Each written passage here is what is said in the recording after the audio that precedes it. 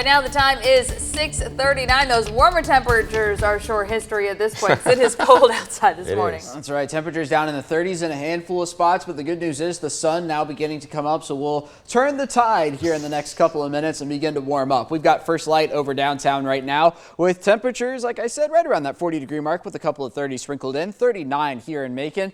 Later this afternoon, though, we're headed to the 60s by the time we get to about the, say, 11 o'clock noon hour. 64 by about 3 p.m. with mostly sunny skies. So 41 in Warner Robins, 40 over in Bleckley County this morning, 41 waking up in Dublin, 42 in Roberta there in Crawford County, 40 in Forsyth, 39 in Monticello, Unadilla, Cordele, and in Rochelle on this Tuesday morning. A quiet radar picture spinning around from Jeffersonville, not finding anything across central Georgia and really not finding a whole lot across the southeast. Here's the stationary front down in southern Georgia down into the Gulf of Mexico. That's the cold front that moved through and then stalled out, and of course because it's not moving, that makes it stationary. High pressure back into Arkansas and Louisiana. That's going to slide towards central Georgia. That's going to keep our skies clear over the next couple of days, but also keep us colder, potentially down into the 20s for Thursday morning. Let's map it out on Future View. A couple of high clouds around this morning, but then through the day today, we will continue to warm up into, we'll say, the upper 50s by about the noon hour, maybe a couple 60s sprinkled in by that point.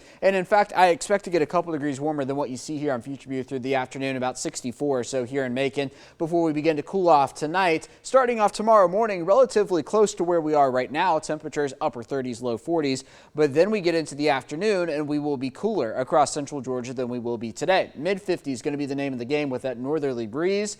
We get into Thursday morning here, potentially some 20s on the board. I know you see 32, 33, 31, but again, I expect to be a couple degrees cooler for Thursday morning, getting down to 29 here in Macon before only making it into the 50s for Thursday afternoon. So 38 this morning, 39 tomorrow morning, but then 29 for Thursday morning, 33 on Friday morning. We should be right around 39 for this time of year, so that will be below average. On into the weekend, Friday looks dry, Saturday looks mostly dry here in central Georgia. This is 5 p.m. I know we rescheduled a lot of the parades from last Saturday to this Saturday morning. Again, expecting the daylight hours to be dry on Saturday, but then here comes a front moving across the southeast. It looks like a bulk of the rainfall going to come actually during the overnight Saturday into Sunday, some of that lasting into Sunday morning before it gets out of here for Sunday afternoon. Clearing skies behind it, setting the stage for a sunny Monday here in central Georgia. Again, I'm expecting Saturday to be dry and then the rain really Sunday morning across central Georgia.